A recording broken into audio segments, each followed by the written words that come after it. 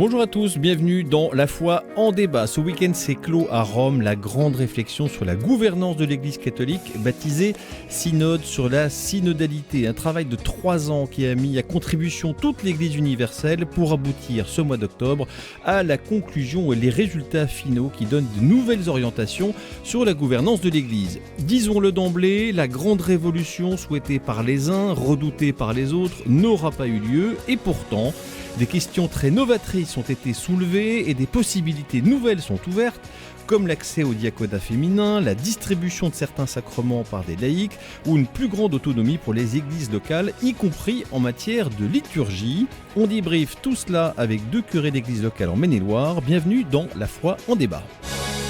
La foi en débat, Raphaël Delacroix sur RCF. Bonjour Père Guillaume Bourcy.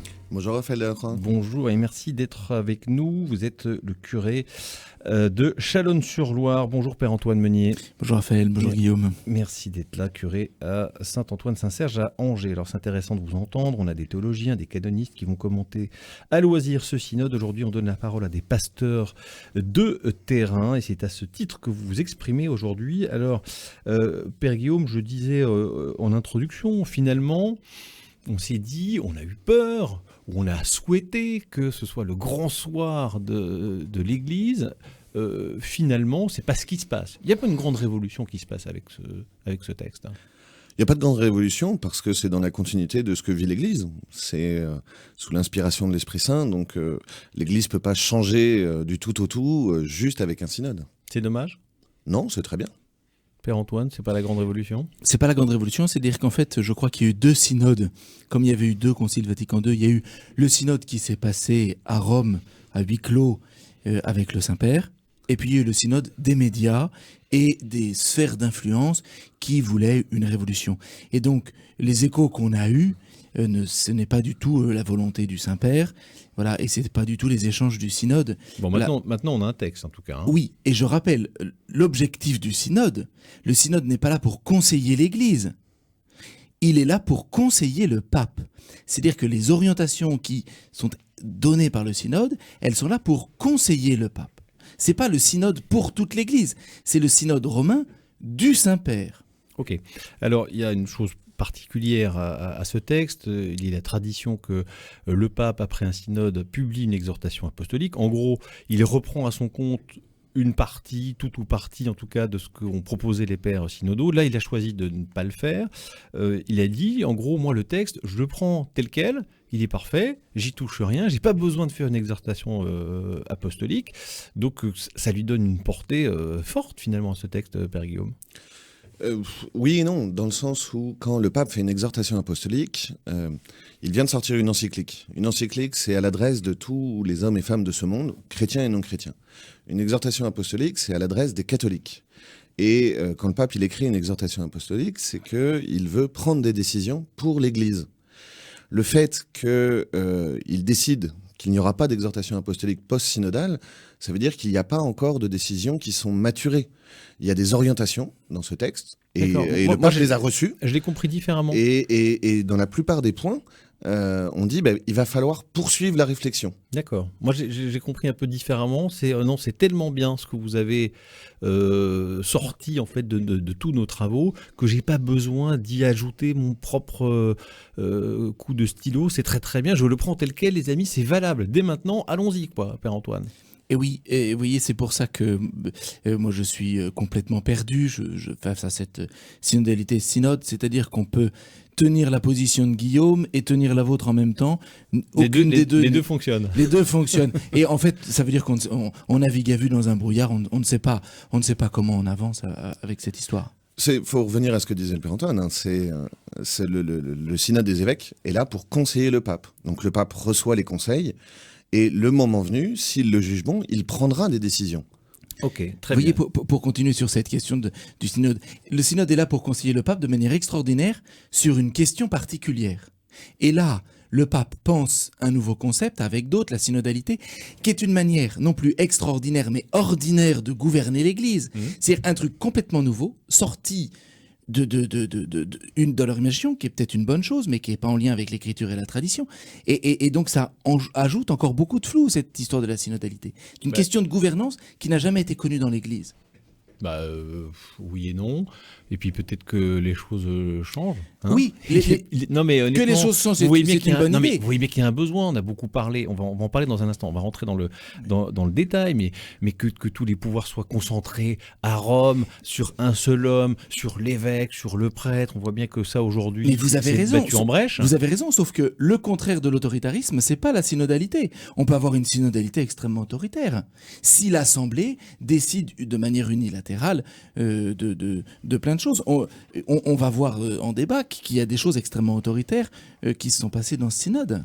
Bon, il y a des bonnes choses dans ce document quand même. Oui, qui réinsiste sur la mission, sur la participation de tous. J'espère bien que vous me dites qu'il y a des bonnes choses dans un document qui vient de Rome. La participation à la mission, à la même mission de l'Église. Dans le synode sur les médias dont parlait le Père Antoine, on a beaucoup parlé de questions de pouvoir. J'ai lu le document en anglais. Ça a été un peu ardu, mais il n'y a pas le mot pouvoir dedans. Et aujourd'hui, on débat énormément sur la question du pouvoir, alors que c'est pas le sujet. Ok. Moi, je voudrais il y a quelques points forts, en fait. Je voudrais qu'on y revienne. Il y a évidemment le fameux point sur le diaconat féminin. Alors, on pensait que le pape l'avait sorti. Il avait d'ailleurs lui dit non, moi je veux pas en entendre parler. Finalement, il a mis un groupe de travail dessus. Et les membres du synode ont dit non, je veux qu'on parle. Nous voulons qu'on nous parlions du diaconat féminin. Donc, il est revenu dans le texte. Ça veut bien dire qu'il est présent. Et donc le texte conclut en disant oui, la question elle est bel et bien ouverte, maintenant il faut y aller. Où est-ce qu'on en est là-dessus? Est-ce que vous pensez qu'on va droit vers, en tout cas la possibilité, ça c'est sûr, l'ordination de femmes diacres, puisque c'est quand même de ça qu'il s'agit? On a ici, c'est ce que je vous disais tout à l'heure, on a une synodalité ici, ou un synode qui a fonctionné de manière extrêmement autoritaire. L'Écriture sainte ne parle pas. Attendez. L'Écriture sainte ne parle pas du diaconat féminin. Le diaconat féminin n'est pas présent dans la tradition. Sinon, pendant une très courte période de 150 ans, on ne peut pas dire que c'est traditionnel. Le Concile Vatican II n'en parle pas. Le magistère, Jean-Paul II et François ont dit que ce n'était pas une chose possible. Et là, on a 360 personnes qui nous disent on va réfléchir sur le diaconat féminin. Mais la première chose du synode, c'est d'écouter la parole. Oui, ça vous ennuie? Oui, ça me gêne parce qu'un synode, 360 personnes se mettent en opposition à l'Écriture sainte, à la tradition. Ils ont été délégués par le pape pour le faire. Il y a eu des remontées. Et ça ne donne pas. Pendant 3 ans, il y a eu des remontées des diocèses. Mais celui de qui dirige l'Église, c'est l'Esprit Saint. Ça ne donne pas le droit de se mettre au-dessus, en se mettant au-dessus de la parole de Dieu, de la tradition, des conciles et du magistère. Enfin, il y a une parole qui nous est donnée. La première chose, c'est de l'écouter et de la suivre. Et là, on a justement une synodalité dont moi, je n'ai pas envie. C'est-à-dire ces synodes... il faut vous ouvrir un peu, mon cher Père Antoine. Sans doute. Il y a un numéro qui en parle et qui dit... Mais non, mais on se rend bien qu'on est dans une société qui pousse à ce qu'on accorde aux femmes plus de place. On le voit dans nos entreprises, on le voit dans nos universités, on le voit dans la sphère politique. Pourquoi est-ce que l'Église devrait résister à ça? Il y a un numéro qui en parle et qui dit qu'on va pousser la réflexion. Alors, poussons la réflexion. À quoi ça servirait? En fait, c'est la véritable question. À quoi ça servirait? Est-ce que ça servirait comme les femmes qui ont été diacres, effectivement, pendant 150 ans, il y a 1800 ans, et qui servaient à baptiser les femmes? Parce qu'à l'époque, on faisait des baptêmes par immersion des adultes et qu'il y a un moment ou un autre où les gens se retrouvaient nus et donc il valait mieux que les futures baptisées femmes soient encadrées par des diaconesses. On appelait ça comme ça. Et donc là, à l'époque, ça servait à ça. Aujourd'hui, à quoi ça servirait? Est-ce qu'on a un réel besoin là-dessus ou est-ce que c'est juste pour donner, je reviens là-dessus, du pouvoir aux femmes? Je suis vraiment obligé de défendre le truc parce que vous êtes vraiment... l'idée, me semble-t-il, c'est de permettre justement d'apporter dans une église ultra masculinisée, et c'est normal, il y a le sacerdoce, il y a tout ça, c'est très bien, mais de se dire, tiens, c'est peut-être pas mal que dans une certaine pastorale de l'église, on ait des rôles qui soient accordés aux femmes. Alors, vous avez tout à fait raison. Je mets ça sur la question de la place des femmes de l'église. Je mets ça en parallèle avec un phénomène que nous connaissons en Occident, qui est assez souvent occulté, c'est l'effondrement des vocations féminines. C'est-à-dire que la question de la place des femmes augmente à mesure que les religieuses ont disparu de notre paysage. On est passé de 3 millions de religieuses à 400 000 aujourd'hui. Donc il y a un effondrement. Et donc ça veut dire que dans l'Église, ce Peut-être visage que les femmes caritatif... préfèrent se donner au Seigneur d'une autre manière. Et c'est pour ça que là, il faut pousser cette réflexion. Mais la réflexion de la place des femmes dans l'Église n'est pas liée au diaconat féminin. Je crois que ce ministère, si on peut appeler ça un ministère lié aux femmes, peut être réfléchi sans se dire qu'est-ce que les femmes pourraient faire que les hommes font. Vous voyez, qui est cette réflexion sur la beauté et la grandeur de la femme. C'est formidable, les femmes, vous allez passer l'aspirateur dans l'église et faire des bouquets. Voilà, c'est ça votre vocation dans l'église. Non, c'est faux, Raphaël. Donc elles en ont un petit peu marre. Et ce qui est plus intéressant que cette réflexion du diaconat féminin, qui, à mon sens, n'est basée sur rien et ne servira à rien, c'est la question de la collaboration entre les clercs et les laïcs qui arrive dans la deuxième partie, troisième partie, quatrième partie. Allez, très bien, on y va. Transition. La collaboration entre les clercs et les laïcs qui doit se vivre à tous les échelons, c'est-à-dire au niveau de l'Église universelle, mais aussi au niveau des diocèses, au niveau des paroisses. Et dans les faits, c'est déjà ce qu'on vit. C'est déjà ce qu'on vit énormément. Et là, la place des hommes et des femmes laïcs est très importante dans les paroisses. Attendez, on attaque le sujet parce qu'il y a dans ce texte, je rappelle à nos auditeurs qu'on est en train de débriefer du texte de l'Assemblée synodale, et dans ce texte, il est dit qu'on pourrait ouvrir des ministères aux laïcs, notamment pour la distribution de certains sacrements, comme le sacrement de mariage ou le sacrement de baptême, qui d'ailleurs canoniquement peut déjà être administré par des laïcs dans des circonstances exceptionnelles. Et là, ce serait de l'élargir davantage. Il y a même aussi un ministère de l'accompagnement et de l'écoute, d'autres ministères sur le catéchisme. Donc là aussi, l'idée, c'est de se dire, on va désacerdotaliser un peu certaines missions pour la confier à des laïcs, qui du coup, eux, deviendraient des ministres, en fait. Donc, qu'est-ce que vous en pensez, Père Antoine ? Oui, d'abord... Les laïcs ont déjà des responsabilités pastorales. Les chefs d'établissement des établissements catholiques sont eux-mêmes les premiers responsables de la pastorale de leur établissement. C'est pas le prêtre qui est l'aumônier et l'accompagnateur. C'est le chef de l'établissement qui a une charge pastorale. Et donc déjà là, je crois que la première chose avant d'inventer des choses nouvelles, c'est d'investir une réflexion sur comment est-ce que ces chefs d'établissement et les assistants et assistantes en pastorale scolaire, comment est-ce qu'ils peuvent, ou les adjoints, ça dépend comment on les appelle, comment est-ce qu'ils peuvent pleinement assumer ce rôle ? Parce qu'il y a un énorme danger dans l'idée des ministères. C'est une confusion entre le laïcat et le sacerdoce. On ne doit pas faire des super laïcs ou des petits prêtres. On doit collaborer, c'est-à-dire assumer pleinement sa fonction. Le Concile du Vatican II nous a donné les 2 missions des laïcs. Transmettre la foi au sein des familles et faire de petites églises domestiques, ça veut dire que le père de famille et la mère de famille sont les chefs de cette église domestique, et annoncer Jésus-Christ sur les lieux de travail et dans la société. Aujourd'hui, on voit bien que ces 2 domaines sont en échec aujourd'hui. Je ne cherche pas de responsabilité. Et c'est là qu'il faut investir en se disant comment est-ce que dans ces 2 missions du laïcat, on peut les aider et faire en sorte qu'ils prennent la mesure de ce que c'est. Faire un travail dans le monde aujourd'hui, c'est assumer sa mission de chrétien et c'est être disciple de Dieu. Père Guillaume, l'idée c'est aussi très bien que les laïcs chrétiens aient des missions spécifiques. Ok, l'idée c'est de se dire, face à pénurie de prêtres, de se dire tiens, est-ce qu'il n'y a pas certaines missions qu'on peut déléguer qui sont déjà un petit peu canoniquement, c'est pas un problème. C'est déjà le cas. C'est déjà le cas. Moi, je suis curé d'une paroisse. Non, mais personne. Un peu plus vous n'avez pas des laïcs qui baptisent ou qui célèbrent des mariages. La mission de l'Église ne se limite pas à baptiser et à célébrer des mariages. Non, mais là, c'est dans le texte du synode, c'est pour ça que j'en parle. Mais il n'y a pas que ça. Je suis dans une paroisse où il y a un peu plus de 12 000 habitants. Sur ces 12 000 habitants, j'ai quelques centaines de ces habitants qui sont des paroissiens réguliers, très réguliers, qui sont à la messe quasiment tous les dimanches. Et sur ces quelques centaines, j'en ai 120, 150 qui sont engagés dans les services de la paroisse et qui font vivre la paroisse. Et donc, les personnes qui font vivre ma paroisse actuellement, c'est 150 laïcs et 1 clerc. Et 3 diacres permanents aussi. J'ai cette chance-là.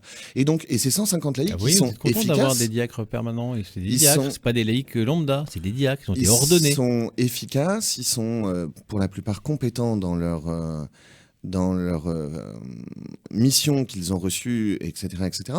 Moi, je ne suis pas contre l'institution de ministères, de catéchistes, de différents ministères, mais à ce moment-là, si on institue les choses, ça veut dire qu'il faut mettre de la formation. Parce que la bonne volonté ne fait pas toujours la compétence.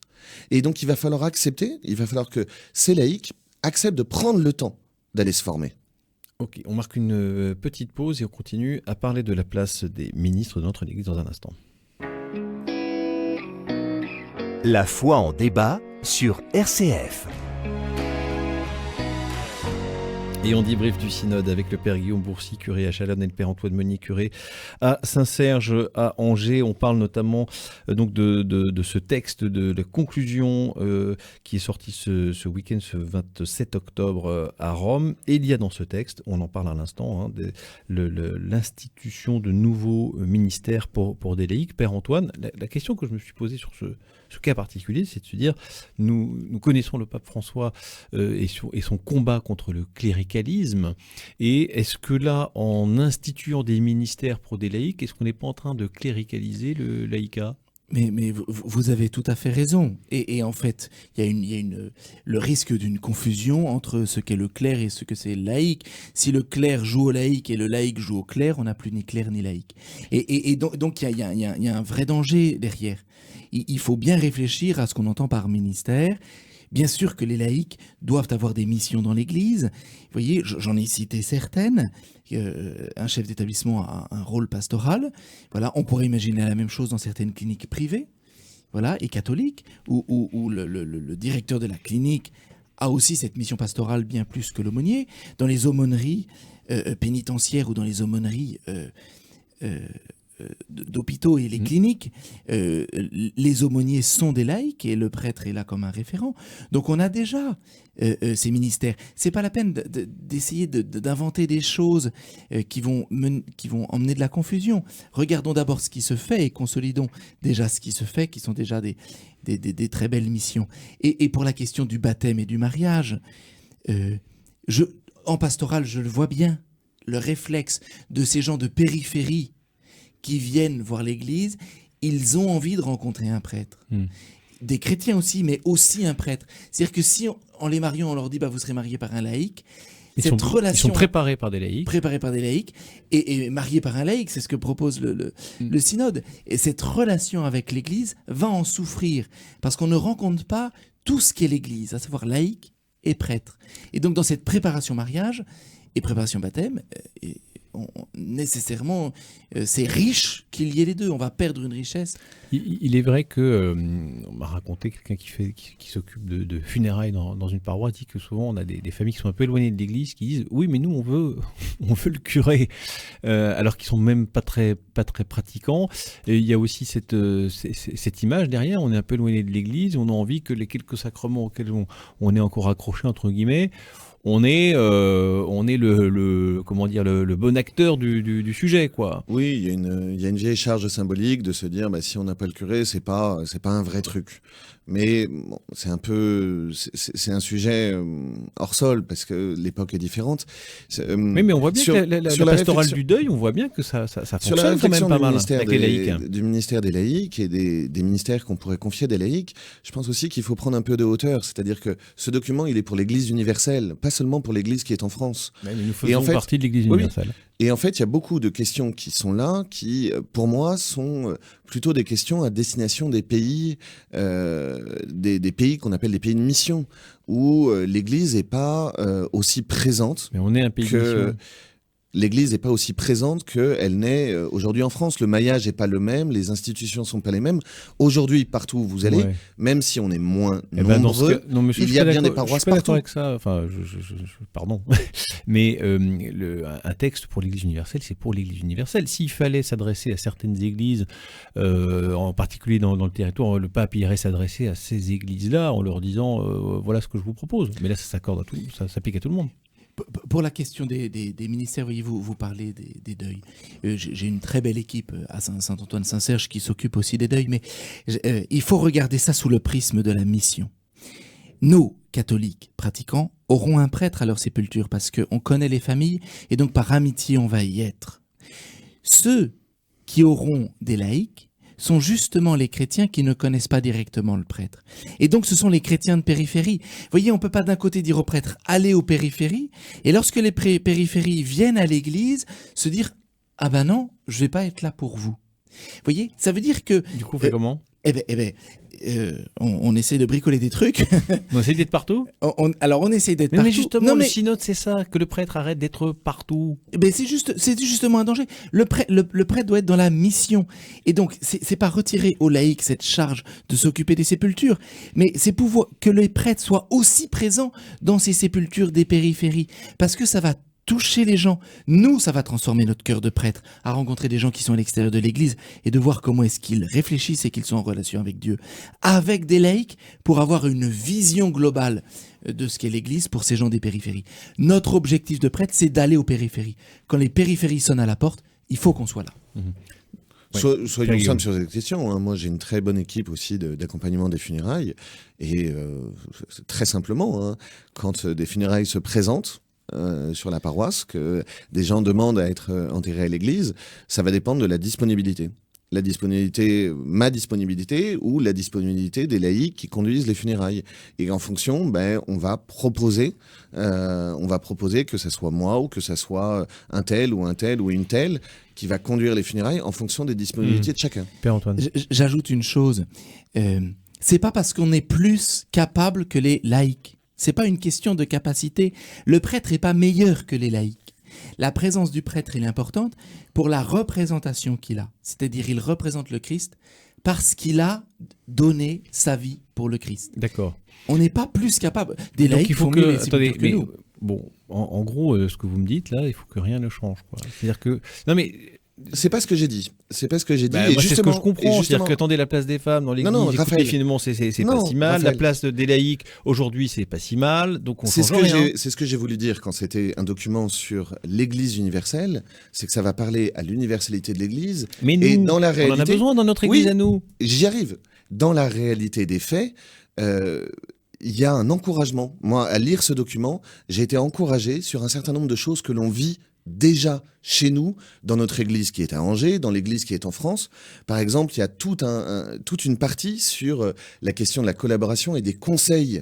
Eh bien, la collaboration et les conseils, ça existe déjà chez nous. Ça existe peut-être pas partout dans l'église universelle. Donc les équipes d'animation paroissiale, les conseils économiques paroissiaux, les conseils pastoraux paroissiaux, les conseils économiques des paroisses, le conseil pastoral diocésain, le conseil presbytéral diocésain. Mais ça existe déjà. Oui. Partout. Chez nous. Chez nous, ça existe assez bien. Il faut croire que ça n'existe pas bien partout dans l'Église universelle, mais en tout cas, chez nous, ça existe déjà bien. Donc c'est plutôt un encouragement à continuer cette collaboration. Il faut aussi voir ce texte positivement. Je vous rappelle quand même que on a eu des petits problèmes dans notre Église française, je pense aux abus sexuels, mais aussi abus d'autorité, etc. Donc il y a aussi un sujet sur la personne du prêtre, sur la solitude de certaines de ses décisions. Il y a dans ce texte pas mal de choses aussi sur le ministère de l'évêque. On écarte tout ça ou bien on se dit tiens c'est pas mal d'essayer d'équilibrer les choses, Père Antoine? Nous vivons une église en crise. Pas depuis 20 ans, mais depuis 70 ou 100 ans. Notre église occidentale est en crise. Il y a besoin d'un renouveau. Mais quand on regarde les renouveaux de l'histoire de l'église, ce ne sont jamais des renouveaux institutionnels. Ce sont des renouveaux spirituels. La réforme bénédictine, la réforme cistercienne, la réforme franciscaine, la réforme ignatienne, la réforme catholique du XVIIe siècle, la réforme des communautés apostoliques au XIXe siècle. C'est d'abord une réforme spirituelle, une transformation des cœurs et pas une transformation des institutions. Ce texte sur le synode est intéressant, il est important pour une question de structure. Mais je suis intimement persuadé que la réforme de l'Église n'a jamais été et ne sera jamais une réforme institutionnelle. Alors, il n'empêche, Père Antoine, il y a notamment dans ce texte sur le synode des choses relatives à l'évêque, à la place de l'évêque, en disant c'est pas mal quand même qu'il y ait un peu des équilibres, pour qu'ils ne soient pas tout seuls à décider, qu'il y ait plus de Mais conseils, etc. Justement, c'est une lecture très mondaine de la vie de l'Église pourrait être une lecture d'opposition. C'est-à-dire, il y a l'évêque contre son peuple de Dieu, il y a les prêtres contre les laïcs, il y a un tel contre un tel, etc. Alors que ce document insiste sur une chose, c'est pas contre, c'est avec. Ce document, il reprend une expression, mais quasiment tous les 3 paragraphes, c'est l'échange des dons et des charismes, la participation, la communion, la mission ensemble. Et on voudrait opposer plein de choses dans l'Église, alors que ce document n'a de cesse que d'essayer de nous réunir, chacun dans nos responsabilités, chacun dans nos missions propres, chacun dans l'écoute. Il y a beaucoup, le terme d'écoute revient énormément, être à l'écoute des uns des autres. Dès qu'on va être dans la lutte de pouvoir, de savoir qui va décider, et moi je voudrais décider, et il ne faudrait pas qu'un tel décide, et il faudrait que ça soit un tel, dès qu'on va être dans la lutte de pouvoir, on est dans une lecture mondaine de l'Église et on va s'effondrer. Dès qu'on est dans une participation ensemble, chacun selon les charismes que l'Esprit nous a donnés, chacun selon la mission que l'on peut remplir dans l'Église, alors l'Église va fonctionner synodalement.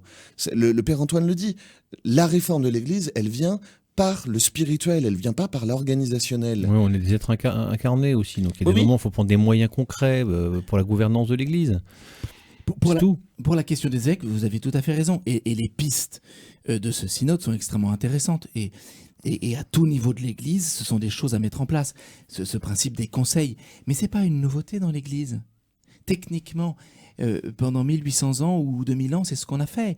Ces conseils ont disparu malheureusement. Mais ils existent aujourd'hui, là. Et ils reviennent, vous avez raison. Et ça, c'est une bonne chose. Ça, c'est une bonne chose. Parce que de fait, la décision solitaire n'est pas une décision... c'est une décision dangereuse. Et donc, bien sûr qu'il y a ces enjeux de conseil. Et ce texte insiste sur la transparence des décisions. Oui, là, on avait un fonctionnement de l'Église opaque, qui était extrêmement exécrable, mais... Ça veut dire quoi ? Ça veut dire qu'il faut que l'évêque publie sur le site internet du diocèse ses décisions ou le résultat des conseils, par exemple ? Ça veut dire que chaque décision, quel que soit le niveau de l'Église, mais doit être une décision expliquée. Mais dans une famille, c'est pareil. Des parents expliquent à leurs enfants de plus en plus la décision qu'ils prennent. Pas toujours. Oui, il y a aussi c'est vrai, si vous passez votre familles. temps à expliquer pourquoi il est important d'aller faire son travail, pourquoi il est important d'aller mettre la table, vous n'avez pas fini. Hein. Mais quand il y a une contestation, oui. Mais vous voyez, l'Église, c'est aussi un peu cette famille. C'est une grande famille. Voilà. Plus de transparence, vous pensez aussi ça Plus de transparence parce que le système pédagogique dans lequel nous sommes et d'éducation dans lequel nous sommes nous pousse à ça. Un dernier mot, le pape a dit ce texte n'a pas de valeur normative, donc en gros c'est pas un décret, c'est pas un motu proprio, c'est pas un dogme, c'est pas tout ça. Quelle est la portée de ce texte en fait pour les chrétiens, comment ils doivent le comprendre ? Ce sont des conseils et des pistes de réflexion qui sont donnés au pape. Aujourd'hui, alors... parce qu'on s'empare de tout, le moindre petit document qui est publié à Rome, mais on oublie que selon l'aspect du document, selon la forme du document, c'est pas l'encyclique, je le disais, c'est pour le monde entier, l'exhortation apostolique, c'est pour les catholiques, une note de la doctrine de la foi, c'est pour ceux à qui ça concerne directement. Donc, ce sont des conseils et des pistes de réflexion données au pape pour la suite. Point. Ok, oui. Père Antoine, en un mot. En un mot, si les chrétiens veulent le lire, qu'ils se posent la question, pourquoi je le lis ? Qu'est-ce que je veux que ça m'apporte ? Est-ce que c'est une manière de me rapprocher de l'Église ? Alors dans ce cas-là, oui, lisez-le. Est-ce que c'est une manière de chercher un militantisme ? Alors dans ce cas-là, c'est pas forcément la peine de s'y plonger. Mais si c'est pour aimer l'Église, oui, lisez-le. Et bien voilà, c'était la parole libre du Père Antoine Meunier et du Père Guillaume Bourcy sur l'antenne de RCF Anjou. Merci beaucoup de vous être livrés à l'exercice du débrief du synode. Merci à tous les deux.